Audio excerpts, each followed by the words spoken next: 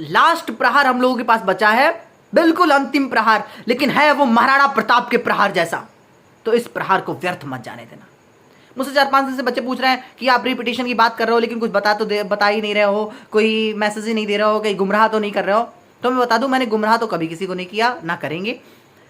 हम उस काम में लगे थे रिपीटिशन के लिए। हम सोच रहे थे कि उस व्यक्ति से रिपीटिशन हो जो कि सफल होने के चांस जिसके बहुत ज्यादा हो। तो जिस हम लोगों को अगर कोई न्याय दिलवा सकता है तो सिर्फ एक इंसान है इस समय, वह है कपिल सिब्बल सर। तो हम 4-5 दिन से हम लोग जो है सिर्फ कपिल सिब्बल सर को ट्राई कर रहे थे ताकि उनसे बात हो सके कैसे ना कैसे करके। तो शायद कल हम लोग उनसे मिलने का ट्राई करेंगे, कल नहीं तो परसों। तो उन्होंने हुड्डा सर से भी बात करी है।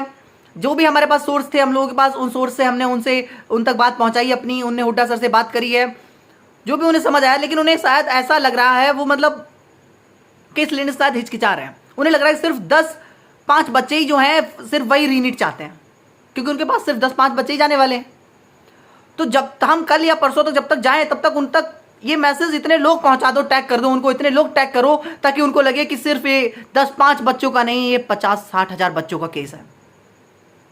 भाई देखिए, केस तो ये जो 400 450 नंबर लाए उनका भी है, क्योंकि उनको अगली बार तो दिक्कत आएगी ना कॉलेज लेने में। यार हम इसलिए लड़ रहे हैं, अगली बार हम भी ले सकते हैं, 9 महीने बचे कॉलेज लेने में, लेकिन अगली बार भी अच्छे नंबर आ जाएंगे तो भी तो अच्छा कॉलेज नहीं मिलेगा ना। प्रॉब्लम तो यहां पे भी तो है। तो ये केस तो उन लोगों के लिए भी है जिनके बहुत अच्छे नंबर आए, जिनको इस बार कॉलेज मिल रहा है, क्योंकि उनको भी तो अच्छा कॉलेज नहीं मिल रहा है ना। लेकिन वो संतोष रख रहे हैं, अरे ये संतोष रखते हैं, जो मिल रहा है बढ़िया है। तुम्हें तो लड़ जाना चाहिए था अपने हक के लिए कायदे में। मेरे पापा थे 4th क्लास में, मैं 3rd क्लास में था, तो मेरे पापा ने हमसे कहा था कि तुम क्लास में टॉप करोगे तो तुम्हें हम जू घुमाने ले चलेंगे। तो हम क्लास में, मेरी फर्स्ट रैंक आ गई तो पापा हमें जू घुमाने नहीं ले गए। तो पापा बोले अगली साल अगर तुम स्कूल में फर्स्ट रैंक लाओगे तो तुम्हें हम जू ले चलेंगे। मैं जू जाने का बहुत शौक था, जानवर वगैरह देखने का। तो 4th क्लास में मैंने पूरा स्कूल टॉप कर दिया था, लेकिन पापा फिर मुझे जू तो ले गए थे। लेकिन हमने उनसे कहा अच्छा आखिर कितने नंबर लाए जाए, अब स्कूल भी टॉप हो गया तो फिर क्या मतलब, इससे ज़्यादा नंबर क्या ही लाए जाएंगे अब। तो उन्होंने कहा अगर, तो हम राजा महाराजा वाली कहानियाँ बहुत सुना करते थे, तो उन्होंने कहा अगर तुम्हें राजा बनना है तो राजा की एक क्वालिटी तुम्हारे अंदर होनी चाहिए, राजा को कभी संतोष ही नहीं होना चाहिए। जिस दिन उसके राजा ने सोच लिया कि हम संतोष रख लेते हैं, बस जितना राज्य बढ़ना था बढ़ चुका, जितना प्रगति होनी थी हो चुकी, उस दिन से उस राज्य का क्षरण होने लगता है। तो तुम लोग जो अच्छे नंबर लेके आ रहे हो, संतोष रख रहे हो, ये एक राजाओं वाली क्वालिटी बिल्कुल भी नहीं है। सिर्फ एक बार अच्छे नंबर ले आने से तुम ये मत समझो कि हम बहुत बड़े कुछ टॉपर बन गए, वो हो गया, तो ऐसा बिल्कुल भी नहीं है। जीवन में जीतना बड़ा काम होता है। कितने ही टॉपर जो हैं बहुत ज़्यादा सक्सेसफुल हैं, बहुत बड़े लेवल पे सक्सेसफुल पूछ रहा हूं मैं।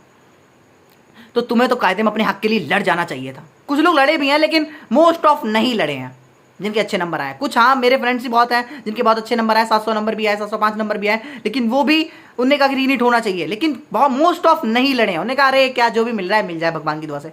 अब कह रहे हैं कि अच्छा बेकार कॉलेज भी होता है। कायदे में तुम लोगों को तो लड़ जाना चाहिए था अपने कॉलेज के लिए, लेकिन तुम लोग संतोष रख रहे हो।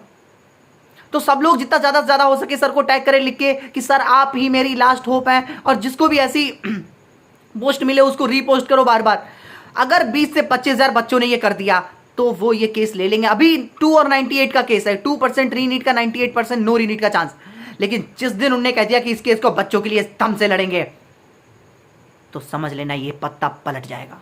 है अपने पास बिल्कुल आखिरी पत्ता, लेकिन है हुक्म का इक्का, इसको व्यर्थ मत जाने देना प्लीज।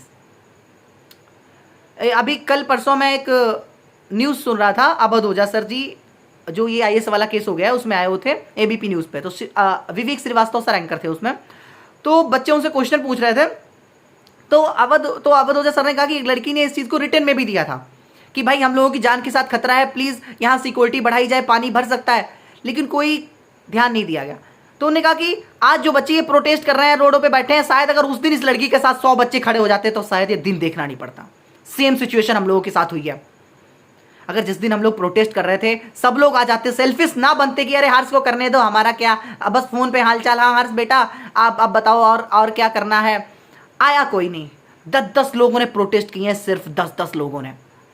जो ये तो मीडिया की पावर थी जो 100-100 लोगों को एडिट करके दिखाती थी, वो तो मुझे लगता था 2-2, 3-300 लोग प्रोटेस्ट कर रहे हैं। सिर्फ 10-10 लोगों ने प्रोटेस्ट किए हैं, और इसी का नतीजा है जो ये दिन देखना पड़ रहा है।